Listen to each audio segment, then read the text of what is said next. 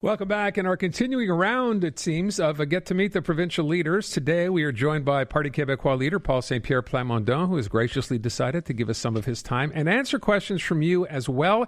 If you have a question, you can text us at 514-800 or you can call us at 790-0800. We'll try to get you on. We're here for the full half hour.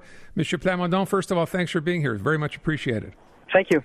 I'm going to take a wild guess. You're already anticipating my first question, and I guess what a lot of people will be asking, which is, after opting out of the English leadership debate by saying, quote, French is the common language of Quebec, unquote, why did you choose to do an interview on an English language radio station? Well, I've never declined in my entire life and political career. I've never declined an interview in English, and of course I will be campaigning in English, because I think that some English-speaking Quebecers are okay with the principle of Bill 101, that French is our common language, and might be interested in hearing why independence of Quebec would be a good idea. So I will be campaigning, answering all the demands for interviews in English. Now, the spirit of Bill 101 and the way to promote the French language in North America, knowing that it's only 2% of the speakers in North America, is to have institutions that work in French, as opposed to the rest of Canada that works with institutions using both languages and with the consequences that we know on the French language. So it's a matter of coherence, but at the same time, it doesn't prevent me at all from campaigning through media that use English and that reaches English-speaking Quebecers. Okay, but by that sort of reasoning, the exposure you would have had on TV to reach those English voters, if you are campaigning in English, would have been much, much greater. I mean, why would you walk away from that yet consider doing this? I don't understand. And indeed, it would have been advantageous for me because I'm quite comfortable in English, and I'm a lawyer by trade, so it would have been a good thing for my campaign. Now, again, if all our institutions, so some fundamental institutions need to be working both in English and French. Let's talk about, for instance, healthcare, justice. But if all cities and if the government and if all institutions offer English and French at the same time all the time, we know that the issue with the future of the French language in Quebec is linguistic transfers in allophones.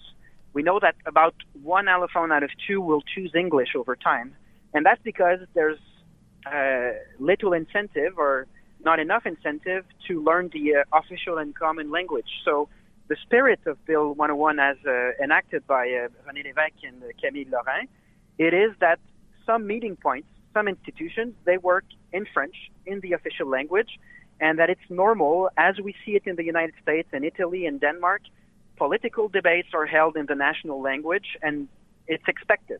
It makes sense.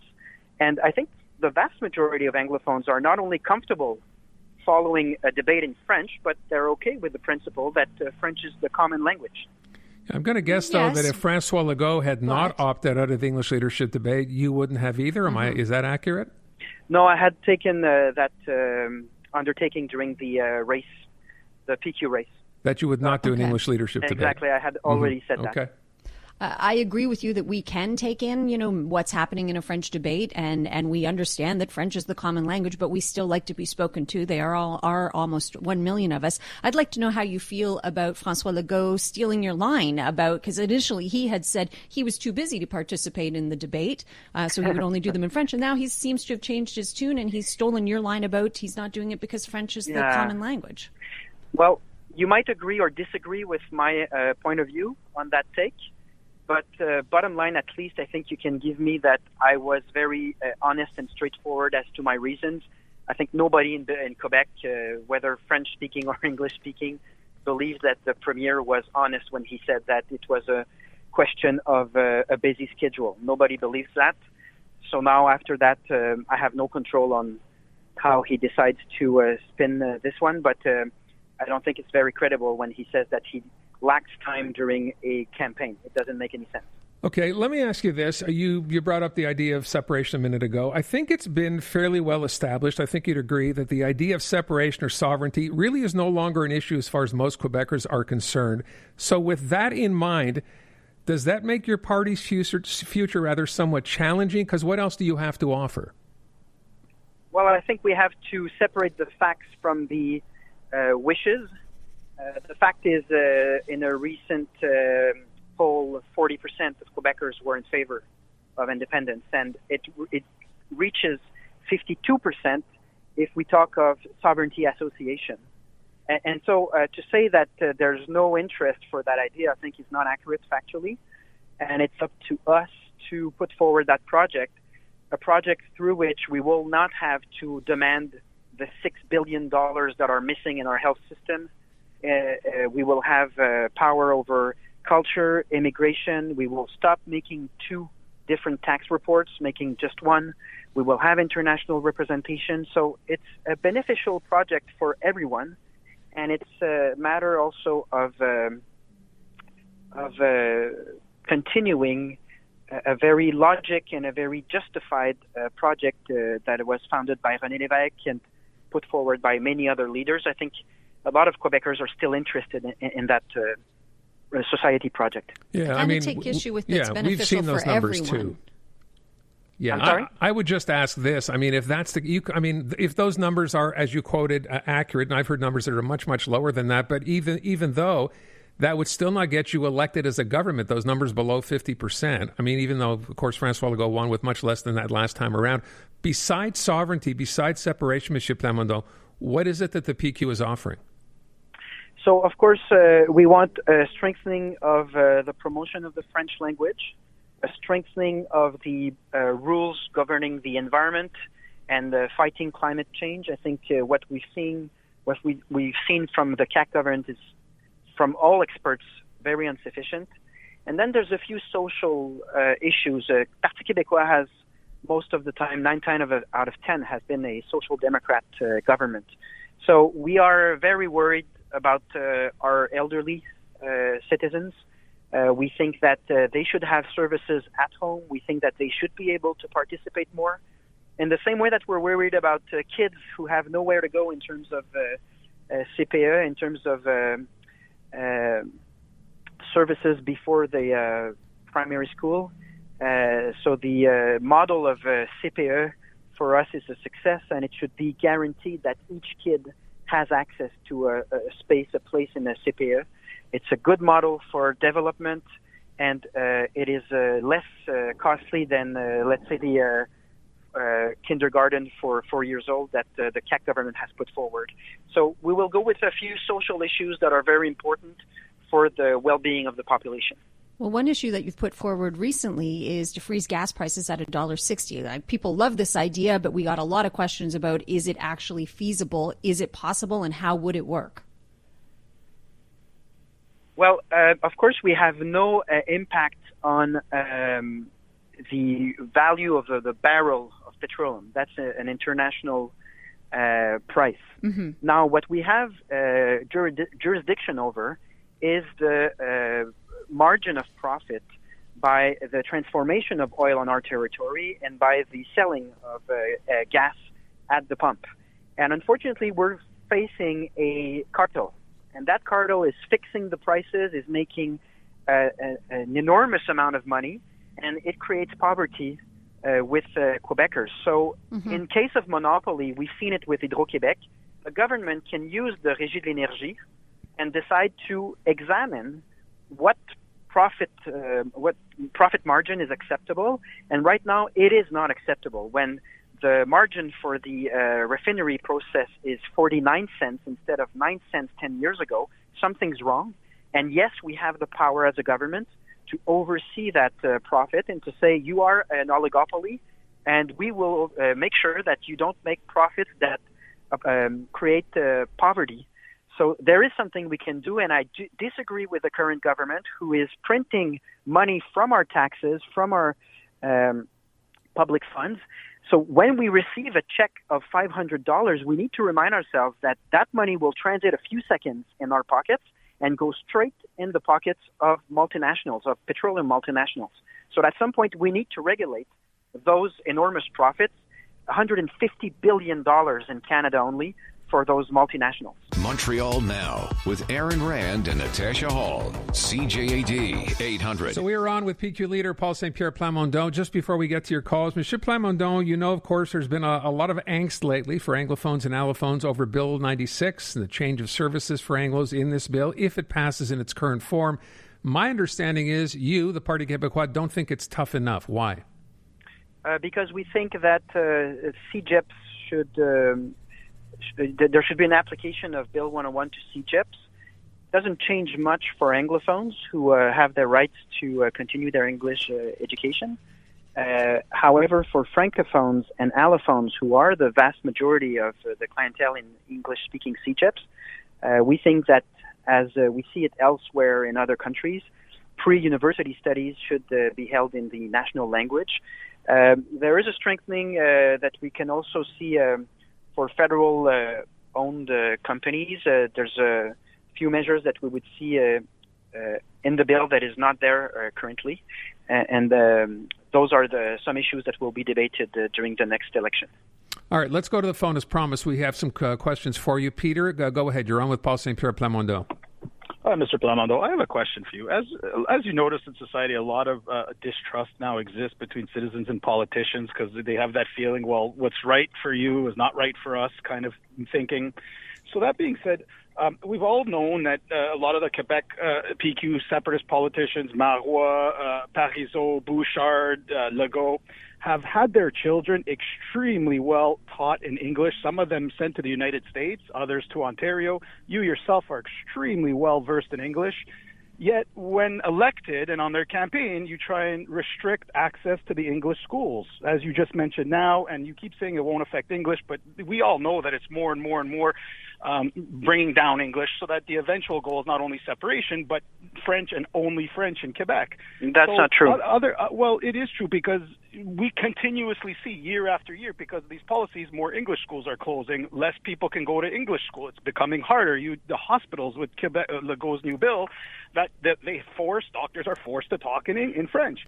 Unless there's really certain circumstances. But the question is, unless you're very wealthy and you can pay $10,000 for private school every year for your kids, more and more Quebecers are losing the ability to speak English, which is going to cause long-term depletion of foreign investment and international companies, which is going to affect jobs for Quebecers. But Peter, we need a question here. I have the question. Why doesn't the PQ say your platform is improve healthcare, improve education, improve the environment, and work on building trust, showing the Quebecers that you guys can do something good, and then after that, then go for the separation? Why is the separation the first goal?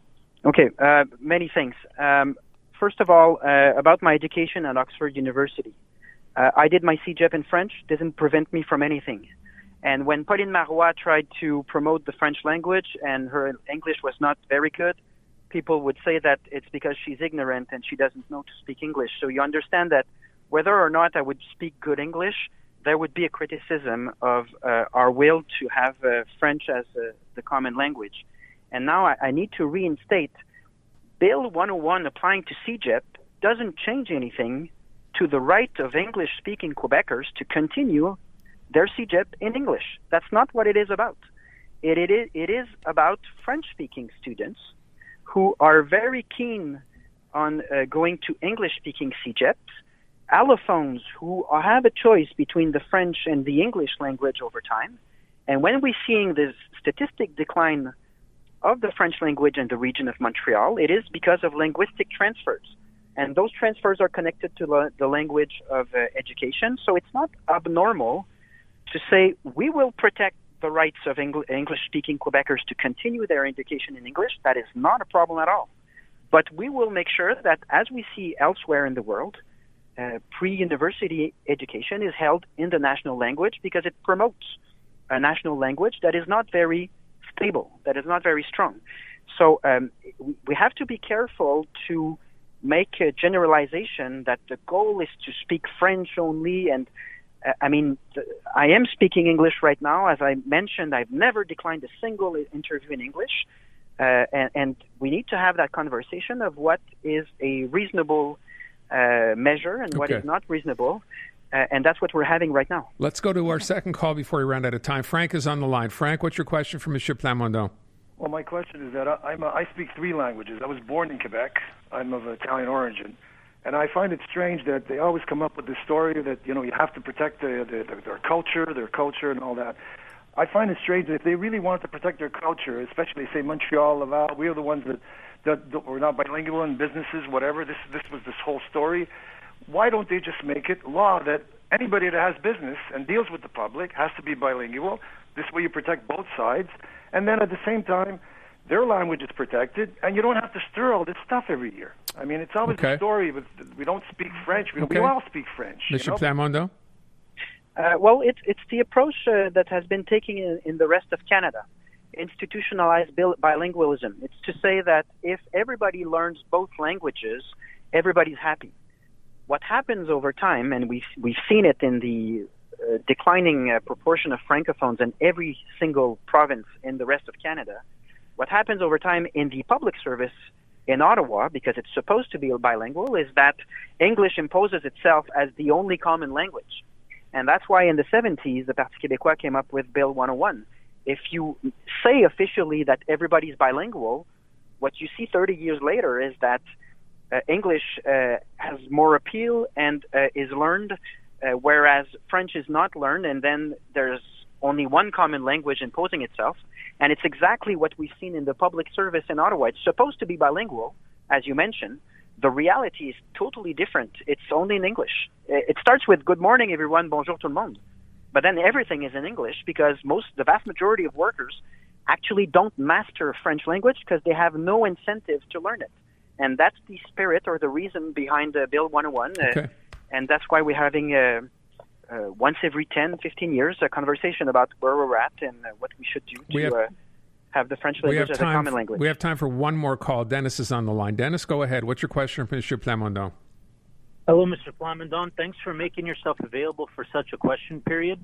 Pleasure. My question pertains to the cap of gasoline prices that you had proposed earlier. Yep. I'm personally not necessarily in agreement with it, but just for the sake of argument, if you were to operationalize this, would this apply to companies that have oil and gas operations worldwide, like Suncor does, or would it strictly apply only to American refiners like Valero in Lévis? Yeah. Do you have any details on that you could share? Yes.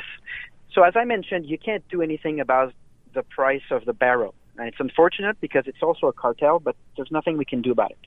What we have jurisdiction over is retail and protection of the consumer.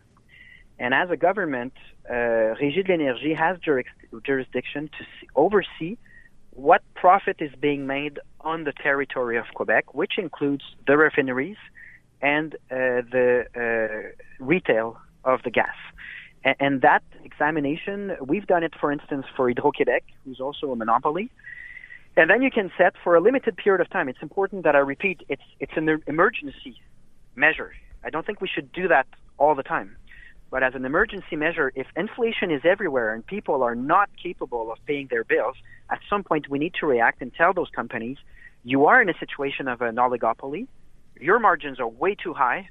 We are in an emergency situation. So over the next 3 months, your margin will be limited to that amount, and the margin at the pump will be limited to that amount, which translates to a fixed price for a limited period of time. It's been done in France in the 90s. It's being done right now in Spain, Portugal. Of course, it needs to be done intelligently. You want those companies to stay at a profit margin where they continue to operate. But we cannot let go absolutely democratic rights over those companies because they are stealing money in a certain sense.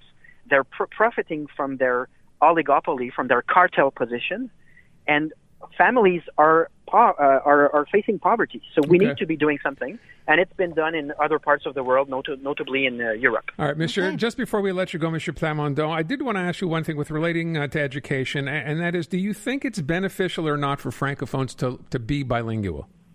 Yeah, I think Francophones should learn as many languages as they can. I've reached 5 languages to several to different levels, but I did travel a lot and learned 5 languages. I think learning languages on an individual basis is rich.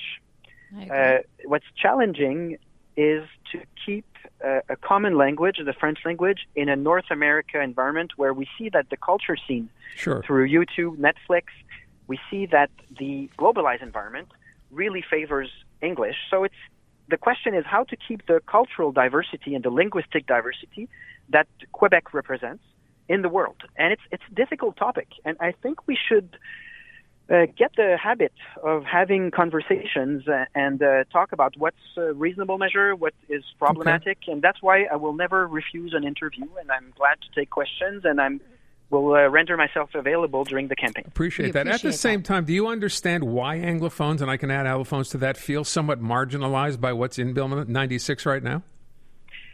I think that let's take the amount of very harsh words that's been used for the French courses and the CEGEP. We've been through, Martin Jennings says it's like Ukraine and Russia, cultural genocide. I mean, there's been words that are used where, from my point of view, French-speaking CEGEPs, they have compulsory classes in English. So to have English-speaking students have compulsory classes and exams in French, I think is useful for everyone because. So I'm listening carefully. Okay, but that is already the case. You are forced, if you're in CEGEP, you're already taking French courses. Now you're just taking 3 more based on this legislation. So is it a case for the words that I just mentioned? I think we need to take a step back and say, well, I mean, for healthcare, for instance, I'm very sensitive.